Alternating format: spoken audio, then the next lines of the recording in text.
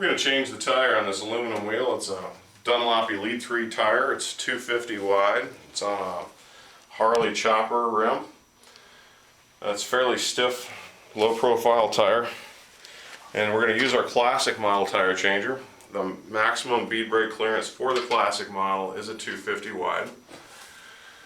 What you would do is raise the back post up from your base setting.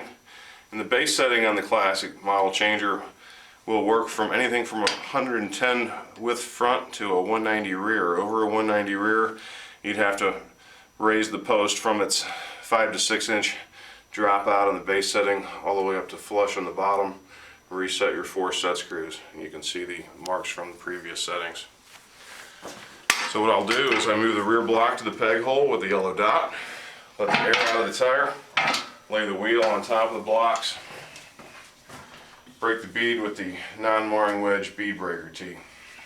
Thoroughly break the bead all the way around and on both sides, then you'll be ready to lock the wheel in. Now the blocks don't need to be symmetrical. In fact, on this wheel, they're not going to be. You can see I've got 2 holes here and 1 here and here. And what I'm going to do is I'm going to pre-compress the tire. I can't get the extra hand clamps in this wheel. It's too stiff and there's not enough room. So I'm going to use a spoon bar and 3 wood blocks instead of the extra hand clamps. So I'll make some space for each block. And if I position these blocks here over the polyethylene blocks on the bottom, I will reference these blocks perfectly into 3 quadrants. And all we're doing is shimming the tire down to make it easier to handle for one person to get locked into the blocks. The rim clamp set could be used to hold the wheel, but these blocks should work just fine. Now I'm going to flip the wheel over toward me, and that would position those blocks in the pre-compressed area of the tire in a way that's a little bit easier to manage. I push the wheel into the 2 dog blocks, get it down in the flat portion of the cam, turn the cam, and lock the wheel. And pull those wood blocks out. Now use the spray lube to help get the tire off. I need to get that lube down into the drop center.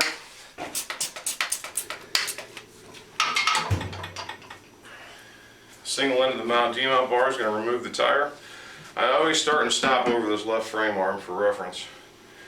Insert the bar, push it in just enough to keep the plastic in contact with the rim.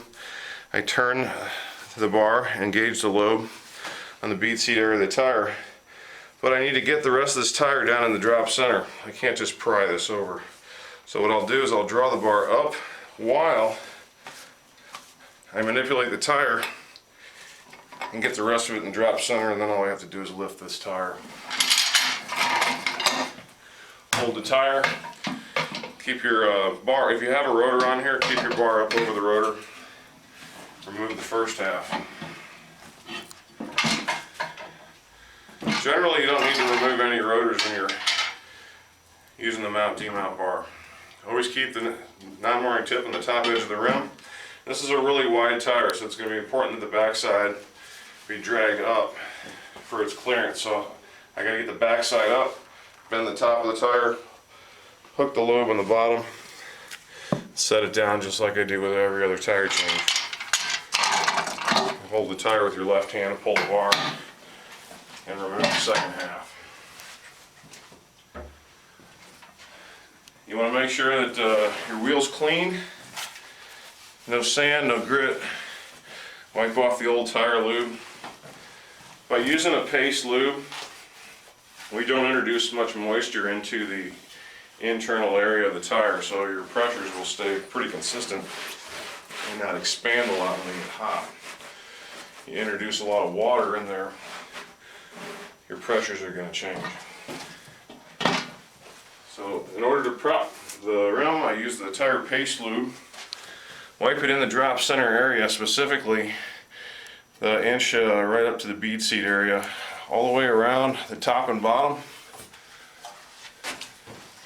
I want to get that good and slick. It's going to let the tire roll into the drop center without friction, and when you inflate it, it'll help the tire catch and seat. On the tire, the prep I do is putting the lube on the inside of the top, the inside edge, and the inside edge of the bottom. I'll also put tire paste lube on the face of the rim to help me push the tire, the first half on. So I'll push the first half on. If your rim slips, not a problem, you didn't damage it, just push the camo notch tighter like I just did. Two-prong end of the bar mounts the tire. Insert it in over that frame arm like we discussed. This tire I'm going to use a yellow thing tool to help the bead from creeping. Pre-install as much of the tire as you can back to about 3 o'clock. Keep the tire in the drop center with your left hand. Position your body to push the bar with your left hip and pull the handle with your right hand.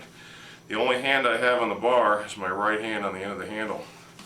And you can see the tire creeping into the drop center because we lubed it, and you can see the tire pulling over the face of the rim with little friction because we have lube on the inside. To use the yellow thing and get it out correctly, you have to relieve the tire and then twist the yellow thing out.